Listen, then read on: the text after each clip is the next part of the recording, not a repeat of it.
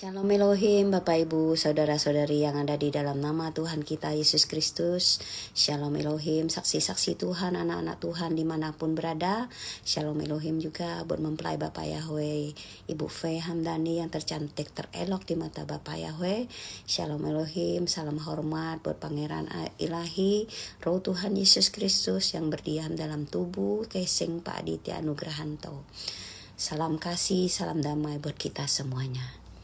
Haleluya, kembali saya bersyukur ya kembali boleh kali ini bersaksi kembali ya, dimana tanggal 26 November kemarin saya bermimpi, saya melihat kakak sepupu saya cewek ya yang beragama Katolik itu, dia beragama Katolik. Saya melihat dia mau menyeberang ke suatu jalannya, tetapi tempat dia berada itu ada di agak atasnya jalan, itu ada agak menjurus ke bawah dan dihalangi oleh besi dan rumput-rumput ya, jalan itu besi dan rumput-rumput. Dan saya melihat kakak sepupu saya ini cara menyeberangnya, dia melompat ke jalan itu, tetapi dia terbanteng di jalan raya itu, dan saya melihat dia terkapar. Saya melihat dia terkapar, tetapi dia masih bisa bergerak dan masih hidup ya. Itu yang saya lihat. Dan setelah itu saya juga mau menyeberangi besi itu, besi yang sama, jalan tempat yang sama tadi ya. Tetapi saya menyeberangnya dengan hati-hati, dengan pelan-pelan saya menyelip besi itu. Dan saya berhasil menyeberang ke jalan itu. Dan saya juga tidak tahu ya apa arti dari mimpi ini.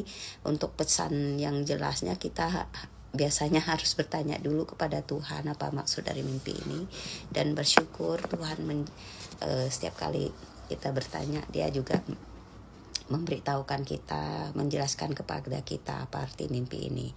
Ini pesan dan penjelasan Tuhan. Tuhan berkata, dengan imanmu yang sudah besar, engkau sudah bersaksi kepada keluargamu, walaupun hal sekecil-kecilnya, dan aku berkenan, kata Tuhan.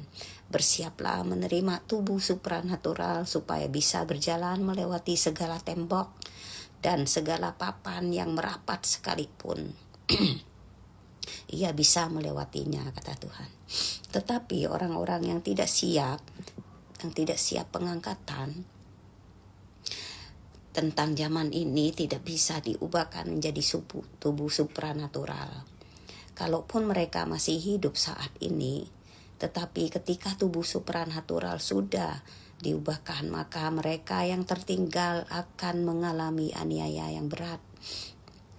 Orang Katolik punya hubungan secara rohani dengan Paus yang adalah penyembah Baphomet, sehingga Paus dipakai untuk membawa jiwa-jiwa ke Hades.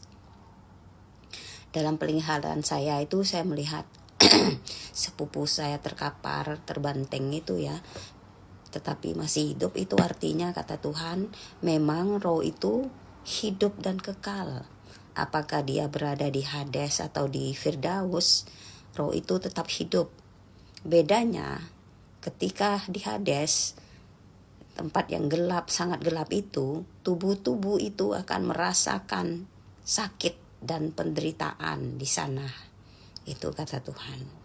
Dan Bapak berpesan kepada kita, terus jaga kekudusan kalian masing-masing.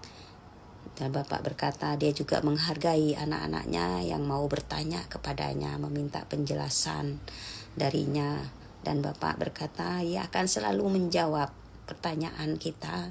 Jangan ragu-ragu anakku, karena engkau adalah anakku. Kata Bapak seperti itu ya. Haleluya. Inilah kesaksian singkat saya, kiranya boleh memberkati kita, dan kita tetap kiranya menjaga ketaatan kekudusan hidup kita, berjuang mengejar kekekalan kita. Tuhan Yesus memberkati kita sampai kesudahannya. Shalom Elohim, Shalom Elohim. Amin.